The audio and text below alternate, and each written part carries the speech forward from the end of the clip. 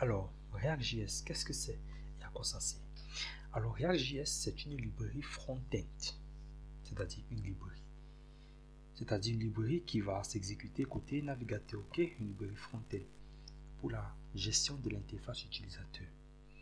Ça va permettre, par exemple, de réagir au clic de la souris pour faire une API, pour appeler une API et afficher les données sans avoir à réactualiser la page, ok? Ça va permettre par exemple de dire que ce bouton est désactivé si le statut de cet utilisateur est par exemple disons que tu n'es pas admin, ok, et un bouton est désactivé parce que tu n'es pas admin, ok.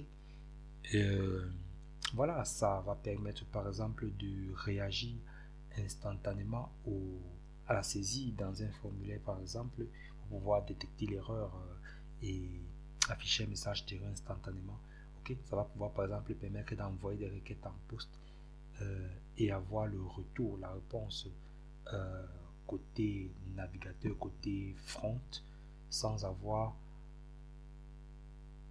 sentir le rechargement de la page, ok.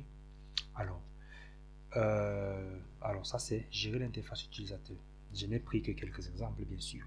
On verra plus en détail d'autres exemples durant la petite application qu'on va faire durant tout au long de cette playlist. Programmer son interface utilisateur d'une façon syntaxique Sugar. Alors ça veut dire quoi programmer son interface utilisateur d'une façon syntaxique Sugar? Prenons par exemple le cas du vanilla JavaScript. On sait que le vanilla JavaScript c'est le JavaScript pur, ok.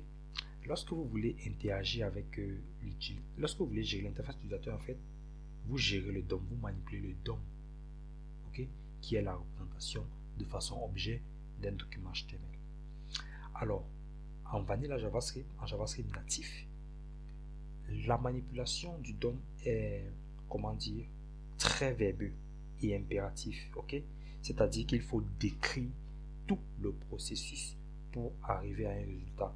Il faut faire le get element by id, il faut attacher le event listener, il faut faire ceci, il faut faire cela, ok.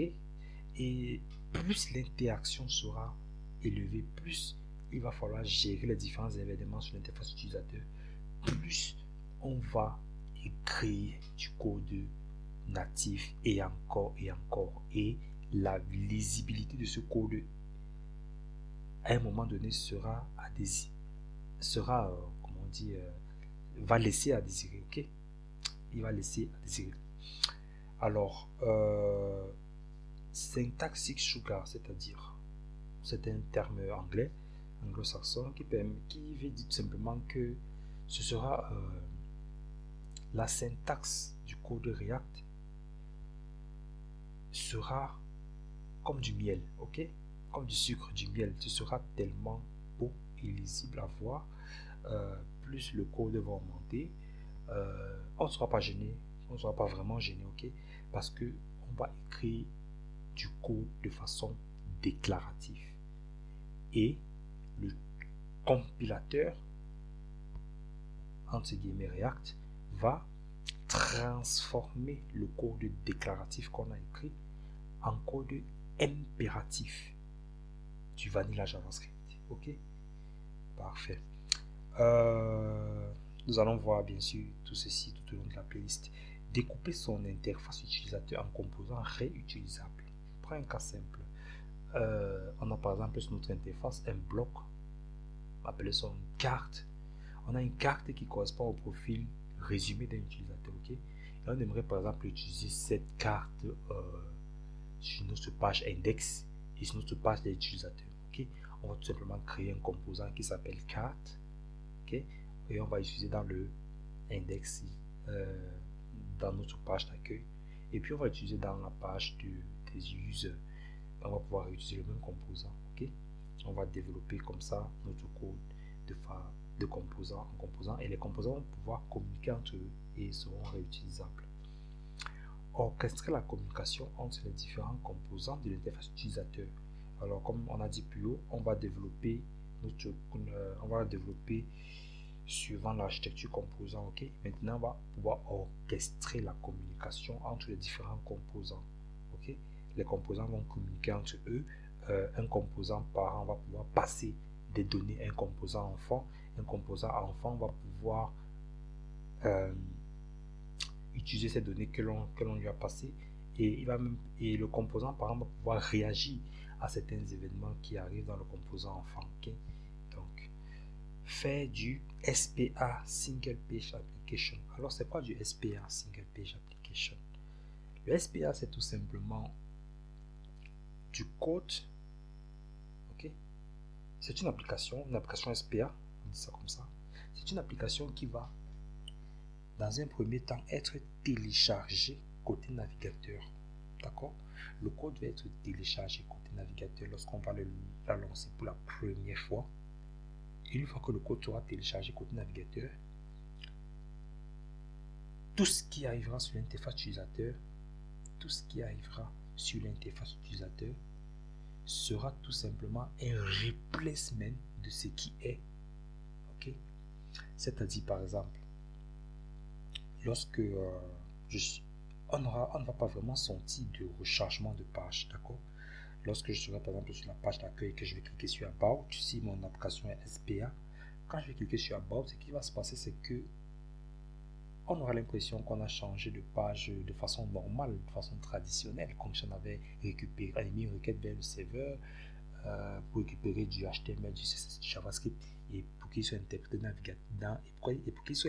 dans le navigateur, pardon. Donc, en fait, ce qui se passe, c'est que à ce moment-là, le code qui correspond à l'About page, dans notre cas, est déjà dans le navigateur.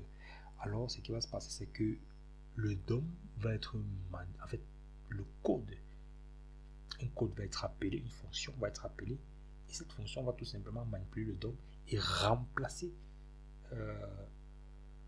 le visuel qu'on a par le visuel correspondant à About Page, ce qui est vraiment très cool parce que on n'a pas vraiment de rechargement, ok, ce qui fait que l'expérience utilisateur est beaucoup plus appréciable comme ça. Mais un désavantage, ça aussi un désavantage, bien sûr, le SPA. Le désavantage du SPA, c'est ce qu'on pourrait appeler le SEO. En fait, les single page applications ne sont pas vraiment très référencés par le SEO. Tout du moins, il faut faire beaucoup de routines. Il faut faire le maximum pour qu'il soit référencé par le SEO. Donc, je vous donnerai une petite astuce à la fin de la playlist des alternatives qui vous permettront d'avoir à la fois du code single page mais en même temps du code SEO, okay, qui est référencé par les moteurs de Google. Alors, faire facilement les interfaces réactives, okay, nous l'avons déjà dit dans les précédents points de cette liste. Faire facilement des interfaces réactives. Réactive, c'est un mot à toujours garder en mémoire. Des interfaces réactives. On entend par interface réactive une interface qui, lorsqu'une action survient, instantanément, on doit voir le résultat. Ok? On doit voir le résultat d'une action effectuée instantanément sur la page et sans rechargement de celle-ci. C'est ça, les interfaces réactives. Ok? Alors, lorsque je fais une requête HTTP, lorsque je clique par exemple sur Save d'un produit, ok, instantanément, je dois pouvoir, l'interface utilisateur doit pouvoir me dire si cette action s'est effectuée bien ou pas, ok, et ce de façon réactive, instantanée, ok, c'est ça l'interface réactive. Bien sûr, tout cela peut se coder en vanilla JavaScript. Donc, d'où le dernier point, nous faciliter la vie aux développeurs, bien sûr. On facilite la vie aux développeurs, ok? Alors, tout ce que React fait, absolument tout ce que React fait, peut être codé en vanilla JavaScript, ok? Mais,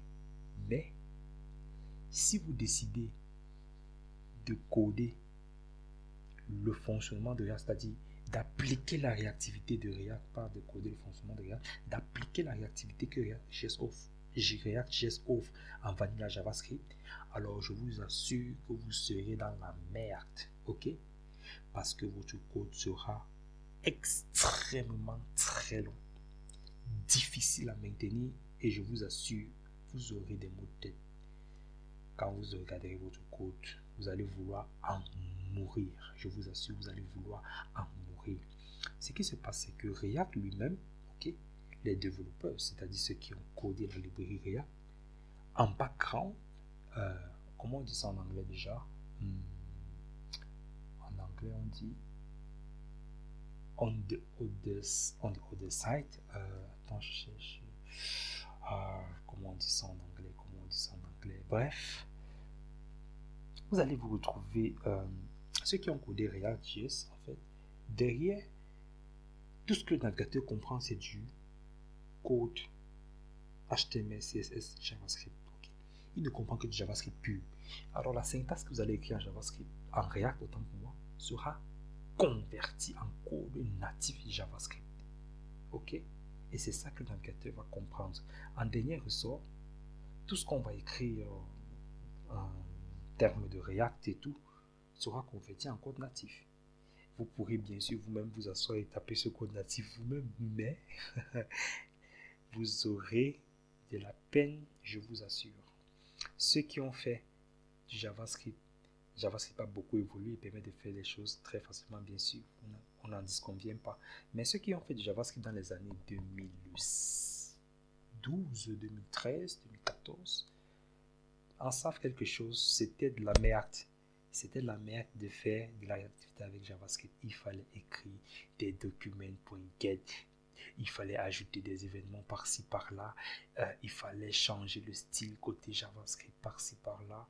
Ajouter des classes à telle action, je vous assure. C'est de la merde. Ok?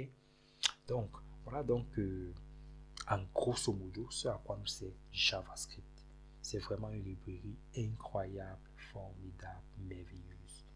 Absolutely amazing. Ok?